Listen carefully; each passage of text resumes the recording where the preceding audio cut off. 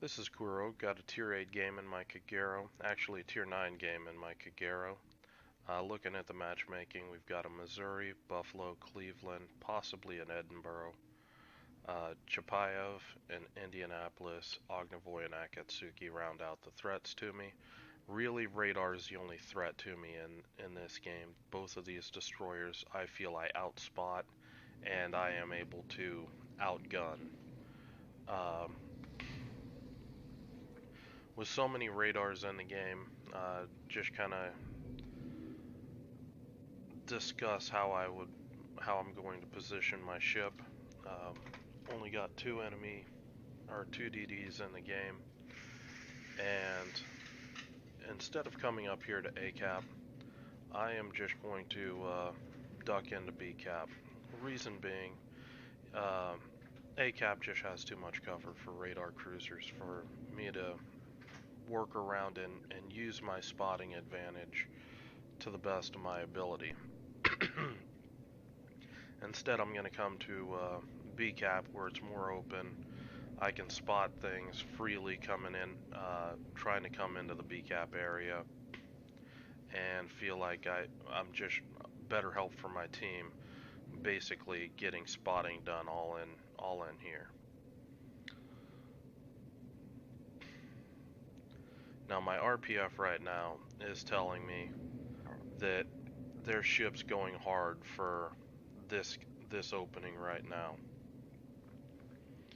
So I'm expecting at least one radar cruiser to push into A cap, and this could be an issue for me because as they start to break the 3-4 line, they will start to be able to radar a significant portion of B cap. So what I'm going to do is, instead of just pushing in here and turning out like you would normally do, I'm going to push into the cap and I'm going to be bow towards C cap. The reason being is that even with Chapayev's radar, the quickest way for me to get undetected or safe is actually in this vicinity in here. So I go on ahead, pop speed boost. I'm always a proponent of saving speed boost when you expect combat rather than to just transit different areas. Here's the Chapayev. And basically what I'm doing right now is, as I'm spotting, I'm using my torpedo indicator to act as a scale. This Chapayev's radar is 11.7 kilometers, and I can tell based on his position on the mini-map in relation to my torps that I'm outside of his radar range, and that's why I keep kind of bumping up here every now and again. I'm trying to stay closer to his maximum radar range. Now, I kind of expected that we would have a radar cruiser here, so I'm just kind of moving back and forth right now. I'm kind of waiting to get radared right now, but it doesn't happen, so I am just going to finish out the cap, and I am going to turn around and gonna start lining up some torps. I've got a Kronstadt that pushed up into B cap. Personally, I think this guy pushed up too far. He should be somewhere back in here and just bow tanking. And I mean, with this bow on North Carolina, I'd just be HE spamming him. The bow on that North Carolina can't really do too much to you.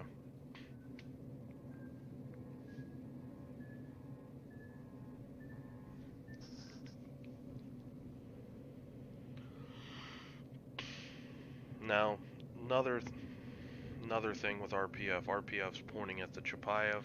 That's telling me there's most likely nothing up in here. One of their DDs is spotted in A. I expect one of them to be on C. So I'm able to make this push up like this and get some really nasty torpedoes on this Chapayev. Going ahead, push up, launch some torps on the North Carolina. I expect this guy's reversing, or to reverse. He's currently stopping, and I expect him to reverse like he's starting to now. This set of torps, on the North Carolina, I launched too tight. If you look how this one, I've got kind of a wide spread. Only needed 2 torps to kill him. But I launched these torps really wide or really narrow instead of my usual rather wide spread. And this honestly is a misplay on me. I was thinking that this guy would actually back up consistently for a while. He's just sitting there juking back and forth. My usual wider torpedo spread, I probably would have landed at least 1 torpedo on this guy, maybe 2, and that's a misplay on my behalf. I normally don't like to drop narrow sets of torpedoes like that, just because, you know,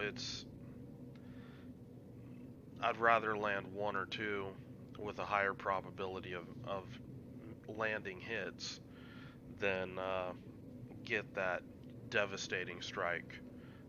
The devastating strikes are nice, but in my opinion, it's better for the team to take, for example, a battleship and knock his repair and his repair party and his damage control party on cooldown, because that makes him very susceptible to any further HE spam. Now my team's kind of struggling here, down a cap and down a ship, so I'm going to take the time, instead of pushing in to A, to get some torps out on this North Carolina, and now I'm going to go into A cap. This is just trying to take a crack to get rid of this guy, or severely hamper his ability to continue to try to influence the center of the map from his position if I can land some torps on him. This Akatsuki, he waited too long. He's getting pinched by the Baltimore. He's getting pinched by me. Initially, I had been thinking about reversing my guns and coming up in here where these guys couldn't shoot me, but this guy reversed too quickly and just had to pretty much take him right then. I land 2 torpedo hits on the North Carolina. Japanese torps hit hard. Those 2 torps, they pretty much wrecked him, and you can already see the HE coming out. This guy's not long for the world. Gonna go on ahead and cap A cap. I'm going this way because if there is any radar, this Cleveland, Edinburgh, anything like this, I'm most safe up in here where I can get tight to these terrain features where the enemy can't shoot me. So I've got the cap. I do get radared. I expect it's this Missouri, and this radar I really feel is too early. He knew that I was capping. Last time they saw me, I was advancing in this direction.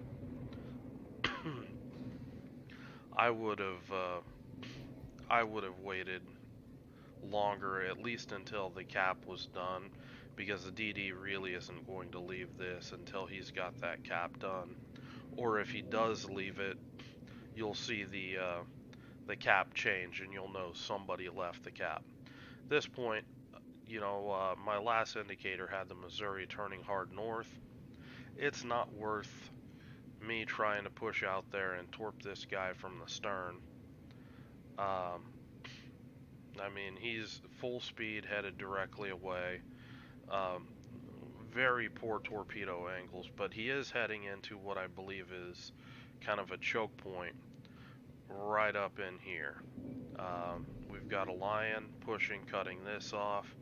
We've got a Massachusetts that I believe is pushing and is going to be threatening this, and this is going to leave this Missouri kind of stuck up in here. So I wait until he's just almost outside my concealment. I go on ahead, push out, and it's this area. I expect him to. He's got to still. I expect he still needs to be angled to this lion. So I'm basically stacking some torps tight to the island, and then another set just off the island, trying to clog this entire area with torps. And then my RPF switches, and I know that this Indy, who's been sitting in C-cap most of the game, is finally starting to push up. And at this point, I'm looking at the score. Our lion just killed that Missouri, or not that Missouri, another one.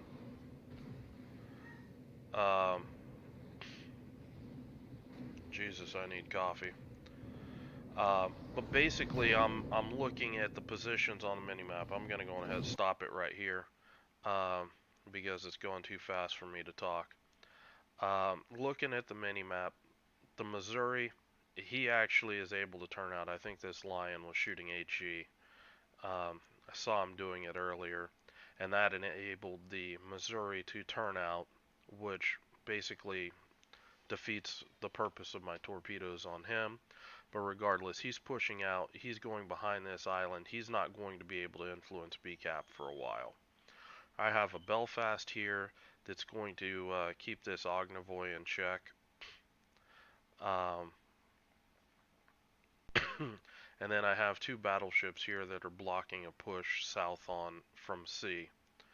And then all of these guys are just forming up. They're going to be making a hard push across the top of the caps. So I feel pretty safe that my team has this in hand. So I'm going to go on ahead and I'm going to take the ram and cripple one of their radar cruisers.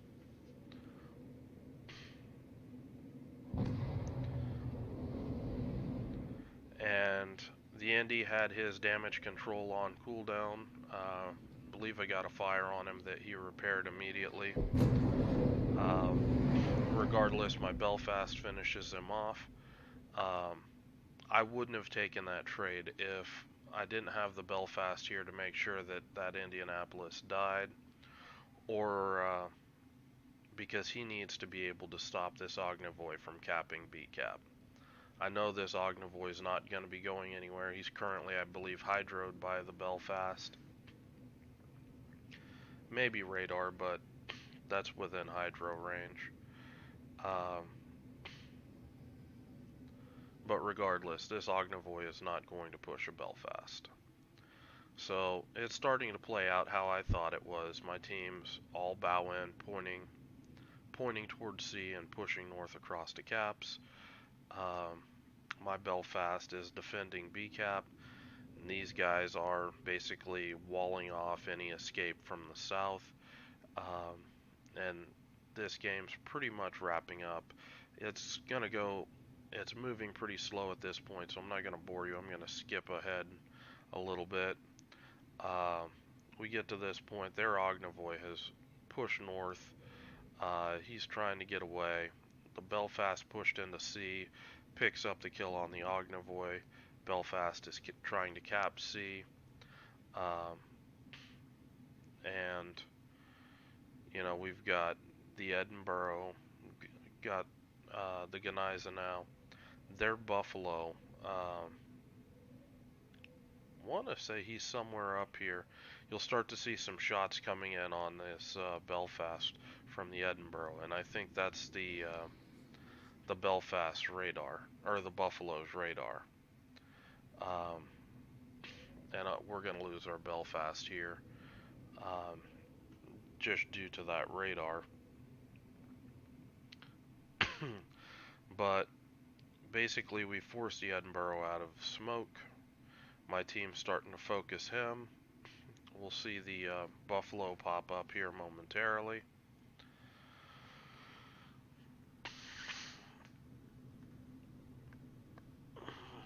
And my team's just going to keep pushing. There's the Buffalo. He's low HP. He'll be the priority target. Team's already starting to shoot him. Now, one thing that I did want to discuss is this Massachusetts. You've got this Gneisenau that Okay, he got a shot there on him. But then this Gneisenau's got to make this long sweep around here to try to get anywhere. And we were at 940 points, looking to go up another 60 points, killing the cruiser. This Massachusetts is kind of out of the fight. Instead, um,